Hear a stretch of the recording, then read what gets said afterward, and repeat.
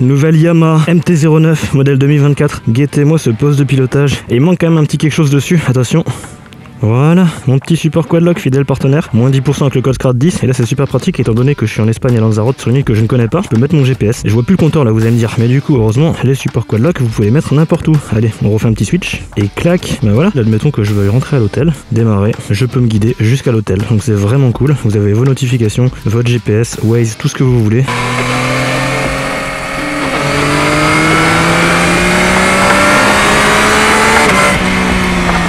Et tout plein d'MT-09 2024 là, bienvenue à Lanzarote pour le press test de la Yamaha MT-09 2024. Forcément MT-09, je devais être là, vous savez que j'habite depuis 2018 et que c'était pour moi jusqu'à ce que je saute la street photo de la meilleure moto du monde. Donc cette MT-09 forcément, CP3, 119 chevaux, pour un poids plume de moins de 200 kg, c'est n'importe quoi, c'est toujours aussi débile, j'adore cette bécane. Là je l'ai depuis ce matin, j'ai attendu un petit peu de la prendre bien en main, même si forcément vu que j'ai la mienne il n'y a pas grand chose qui change, mais quand même, histoire de vous faire ce petit essai et surtout de mon retour là-dessus.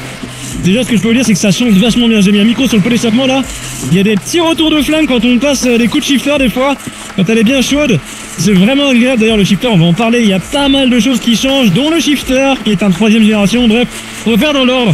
Déjà il y a le design forcément de la bécane, le nouveau réservoir, le nouveau feu avant, ça fait beaucoup parler, on aime on n'aime pas, moi je trouve ça horrible mais bon c'est que mon avis, je sais qu'il y en a qui vont adorer. Si ça peut vous rassurer, je trouve quand même ça plus beau que l'ancienne phase, la phase 3 qui celle-là a vraiment fait beaucoup parler. Donc il y a le nouveau phare, nouveau réservoir, il y a des nouveaux caches latéraux, il y a pas mal de petites choses qui ont changé sur cette bécane, il y a le compteur aussi qui est vraiment sympa. D'ailleurs vous pouvez voir, là, on va en parler tout à l'heure mais depuis avant j'ai le GPS dessus intégré, on a les notifications, on a la musique, on a les emails, on a pas mal de choses sur le compteur qu'on peut afficher, contrairement à ma MT-09 où pour le coup il y avait juste les informations de base de la bécane et des modes de conduite. Mode de conduite d'ailleurs au passage, vous voyez que là il y en a plein, il y a le mode Rain, Street, Sport, et ensuite Custom 1, Custom 2, qui sont des modes personnalisés qu'on peut soit modifier directement via le compteur. Il y a le petit joystick, il y a énormément de choses à dire sur cette bécane, il y aura beaucoup d'infos dans cette vidéo. Il y a le petit joystick ici, vous allez pouvoir naviguer n'importe où dans le menu, créer vos propres maps, que ce soit du traction control, de l'anti-wheeling, de la puissance, de l'ABS, bref, tout est paramétrable, ça devient vraiment n'importe quoi sur la bécane et c'est vraiment cool. Moi je suis un petit peu de la team, j'enlève tout, d'où le mode Custom 1 où j'ai vraiment tout mis au minimum parce que j'aime pas les assistances, je trouve que c'est bridé, mais pour ceux qui débutent, qui sont pas en confiance avec la bécane et tout, c'est super bien. Si vous n'avez pas envie de le régler dans la bécane, on peut également connecter la moto à son téléphone. D'origine, c'est pas une option, rien. Connectez votre téléphone en Bluetooth à la moto avec l'application Yamaha My Ride et vous pouvez personnaliser vos maps. C'est vraiment cool pour le coup l'évolution en termes de technologie. En parlant d'assistance, il y a toutes les assistances que vous retrouvez sur les anciens modèles de MT-09, donc à savoir le traction control, l'anti-wheeling, l'ABS, le side control, etc. Je vais pas refaire toute la liste, mais il y a un truc en plus qui a été intégré à l'IMU, c'est simplement le BSR. Alors le BSR, c'est pas ce qui vous permet de rouler en 50, c'est simplement le back slip regulator. En gros, le contrôle de la glisse de la roue arrière.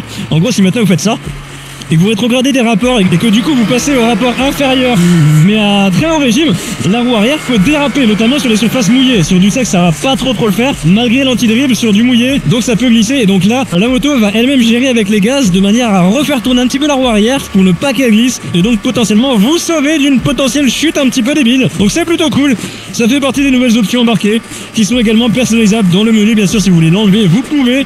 J'ai parlé des menus d'ailleurs, les menus pour y naviguer, vous voyez qu'il y a des nouveaux commodos. Il y a pas mal de choses à dire sur ces commodos. Déjà on peut apercevoir ici un régulateur de vitesse d'origine. Regardez, j'appuie dessus, clac, 7 et là je suis bloqué à 85 km/h. Voilà, pour l'enlever soit on freine soit on met un coup de poignet vers l'avant. C'est super cool. D'origine c'était que sur la MT-09 SP à partir de 2021. Là pour le coup vous l'avez même sur la MT-09 standard en fait, donc c'est vachement cool. Les clignotants d'ailleurs, regardez, ça c'est par contre c'est super perturbant, c'est un coup à prendre, c'est des boutons. Il n'y a plus de commodo gauche-droite et vous appuyez au milieu, c'est vous mettez le clignotant en appuyant, vous appuyez dessus, ça le enlève. On peut également les programmer de manière à ce qu'on appuie un tout petit coup dessus, ça met les clignotants pendant 3 impulsions, ça met 3 coups de clignotant, ça les enlève et si jamais vous prenez le virage, et bien ça les enlève après 150 mètres tout seul, donc vous pourrez pas oublier vos clignotants, donc ça c'est plutôt cool. Tout ça est régal, bien entendu dans les menus, il y a énormément de menus, on peut pas vérifier ça en roulant, on peut pas changer non plus. D'ailleurs l'interface là vous voyez que là j'ai le GPS comme dit avant, mais si je veux je peux mettre le compteur en grand, il y a 4 ou 5 compteurs différents. Bon c'est du gadget mais c'est plutôt cool, ça me fait vraiment penser à la Triumph pour le coup depuis que je suis passé chez Triumph où on peut vraiment personnaliser notre compteur et je trouve ça vraiment bien comparé aux anciennes générations. Ce que je trouve juste un tout petit peu dommage c'est que l'écran il est assez petit, ils auraient pu le faire un petit peu plus grand vu la taille de la dalle, mais bon après on n'est pas focalisé sur le compteur non plus, en roulant on regarde quand même plus la route et le paysage, mais un petit truc un petit peu plus grand ça aurait été sympa aussi. Donc le commodo voilà, régulateur, les boutons de flottant un petit peu particuliers, on a un joystick 5 positions qui est vraiment cool, shifter up et down de 3ème génération. Donc la première génération, elle a été introduite avec la MT-09 de 2017. Donc en gros, ma génération, il y avait juste le shifter en up. Ensuite en 2021, il est passé en up et down. C'était la deuxième génération et là maintenant il est la quatrième. Bien sûr, il est toujours en up et down.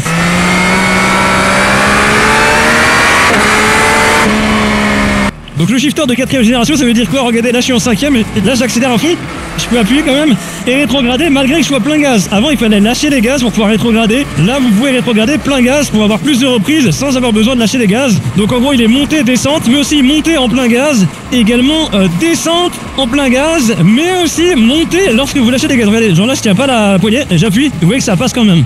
Je vois pas trop à quoi ça sert, mais ça peut toujours être sympa, on n'a pas besoin d'accélérer pour pouvoir passer au rapport supérieur. Là pareil, je ne touche à rien, je descends, et il est super smooth. Il a aussi été modifié, il fonctionne à partir de 15 km/h, donc en gros en zone 30, vous pouvez utiliser votre shifter pour passer jusqu'à la 5ème. Ça va pas brouter, ça va pas sauter, ça sert pas à grand chose, mais en vrai vous avez plus besoin d'embrayage à part pour partir et pour vous arrêter, parce qu'à partir de 15 km/h, comme dit, le shifter fonctionne super bien. Il est super rapide, ils ont retravaillé la boîte de vitesse, le rapport entre la 3ème et la 6ème, ils ont rajouté des trucs dessus. Alors bon, c'est un peu compliqué tous ces termes là-dedans, donc j'ai pas tout retenu, mais ça fait que les passages de rapport sont beaucoup plus smooth et plus rapides aussi. Allez, ça donne pas un Sadako.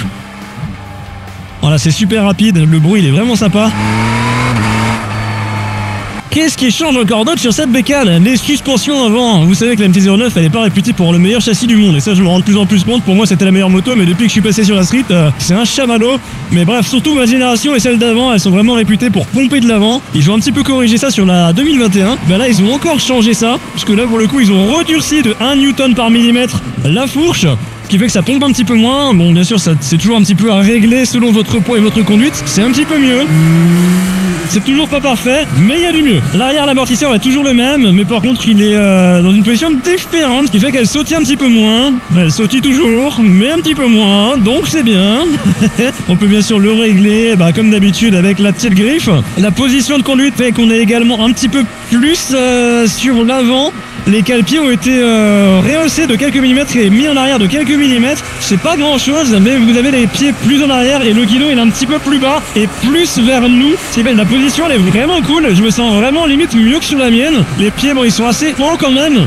Mais niveau guidon, je trouve ça super bien, c'est toujours un guidon large, donc on a vraiment une très bonne maniabilité avec la bécane. On n'est pas trop sur l'avant, pas trop sur l'arrière, on est bien droit. Après je suis assez grand, ça va vraiment dépendre des morphologies de chacun. Mais moi j'aime vraiment beaucoup la position. Bon ensuite on continue d'avancer crescendo vers l'arrière de la moto, même si j'ai déjà un petit peu sauté les étapes en parlant de la suspension arrière. Bref, ici on a deux haut-parleurs, voilà. Et vraiment c'est des haut-parleurs, hein, c'est du stéréo.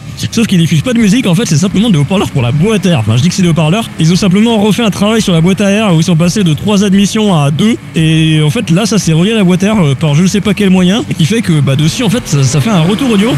On n'entend pas beaucoup parce que la moto fait vraiment un très beau bruit, c'est vraiment cool d'origine, mais à certains moments dans les très hautes fréquences on entend un petit sifflement qui vient de la boîte à air. Alors c'est assez discret mais c'est plutôt sympa, moi j'aime bien. Bien sûr quand il y a beaucoup de vent c'est un petit peu inutile, mais voilà. En tout cas j'aime beaucoup l'aspect des grilles sur le réservoir. Donc non, c'est pas pour ventiler l'essence, c'est vraiment bel et bien quelque chose d'utile, c'est pour le son de la bécane. Ah, le bruit du shifter, vraiment, des fois ça fait des petites flammes là, regarde, on dit la première à 2. Ça fait un petit poc là, c'est vraiment agréable. Les rétroviseurs d'ailleurs ont aussi changé, tiens, je viens de regarder dedans là. Est-ce que vous voyez la différence? Non, je les trouve toujours aussi moches. Mais bien sûr, tout le monde les vire sur cette MT, que ce soit la MT-07, la MT-09, tout le monde dégage des rétroviseurs d'origine pour mettre des embouts de guidon. Faites-le, ça change vraiment la gueule de la bécane. Hier on les a vus sans les rétroviseurs, pendant qu'il y avait une petite démonstration de stunt. C'est vraiment beaucoup plus sympa.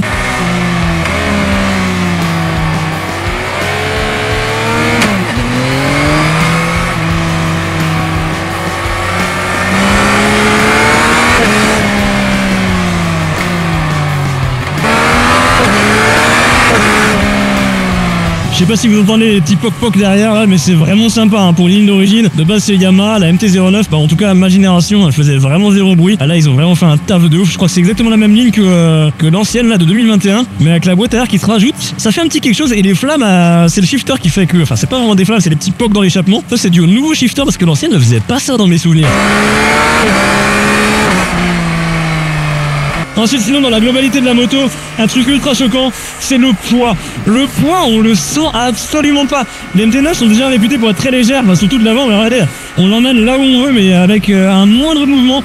J'ai remarqué ça sur le parking ce matin en la poussant, en étant à côté. J'étais pris, je me dis, waouh, mais attends, c'est une MT-125, ça pèse rien. On dirait qu'elle fait 10 kg de moins que la MT-09 que j'ai. Alors que pas du tout, c'est le même poids. Je sais pas comment ça se fait, mais il y a une impression de légèreté. C'est vraiment ahurissant. Bon, du coup, ça bouge toujours pas mal de l'avant. Puis on commence à pas bien tenir le guidon. Et qu'on accélère très fort ou qu'on pose d'un wheeling dans un endroit un petit peu cabosseux, et ben forcément, il faut s'attendre à des guidonnages. Ça reste une MT-09, hein, c'est vendu avec, c'est dans le pack quand vous l'achetez. Ça n'en fait pas une mauvaise bécane, au contraire, c'est juste que il faut apprendre à la gérer en fait. Donc niveau moteur, on est toujours sur 119 chevaux avec un couple de 93 Nm. Le freinage c'est toujours le même, mais par contre ils ont changé le mètre cylindre. Maintenant c'est un mètre cylindre Brembo radial de 16 mm. Ça freine un petit peu mieux que l'ancien, on a un meilleur feeling et le frein il est plus régulier.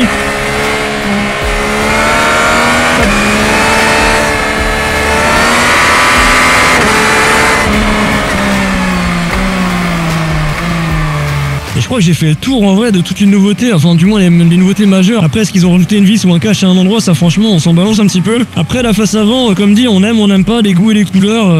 Hier ils nous ont montré des accessoires, il y en a une qui avait une petite bulle devant, un petit peu la mode Rally Pro, là, ou Street Rally, là, les anciennes MT-09 de 2014. Ça la rend un petit peu moins vilaine, perso j'aime bien. Je suis toujours pas trop fan parce que vraiment l'avant on dirait un radar automatique. Mais ouais, bon allez, avec une petite bulle en plus et les petits kits là qu'on peut rajouter, c'est plutôt sympa. Et pareil, les leviers noirs, ça donne vraiment quelque chose de sympa. Il suffit juste de virer encore les rétroviseurs d'origine et on a vraiment un truc plutôt cool. Après, il y a des chameaux. Il faut le press test des chameaux là. Alors qu'il y en a qui testent les 09, il y en a d'autres qui testent les chameaux. Donc là, c'est vraiment des paysans. Là, on est juste à côté de l'Afrique. Je suis jamais venu là, mais j'aime bien. Je pense que j'ai fait le tour de la 09. Hein. Si jamais vous avez des questions sur la bécane, n'hésitez pas à aller faire un tour sur le site de Yamaha, il y a toute la fiche technique. Quoi, pour conclure, c'est une très bonne bécane. Forcément, je peux que vous la recommander. Je l'ai depuis 6 ans et c'est pas pour rien. Elle est disponible à partir du mois de mars. Donc en fait, quand vous verrez la vidéo, elle sera probablement déjà sortie à un tarif d'un certain prix. Je ne l'ai pas retenu, mais je vous l'affiche maintenant à l'écran. C'est plus de 10 000 €, c'est entre 10 et 15 000, mais voilà, je vais vous l'afficher. Elle existe également en version SP avec des fourches et un amortisseur au lisse. Sinon, autrement, en termes de couleur standard, on a la grise avec les jantes bleues que j'ai actuellement. On a également la bleue qui est juste devant et il y en a aussi une toute noire. Au final, j'étais pas trop fan moi de la grise avec les jantes bleues fluo là, mais ça me fait penser un petit peu au cabinet chez ma grand-mère. Mais pour le coup, en l'ayant vu en vrai, je la trouve sympa, vraiment la couleur. Les jantes, c'est un petit peu mieux que les Night Fluo là qui étaient jaunes et le rouge fluo. Là pour le coup, ce petit bleu là, je le trouve vraiment sympatoche.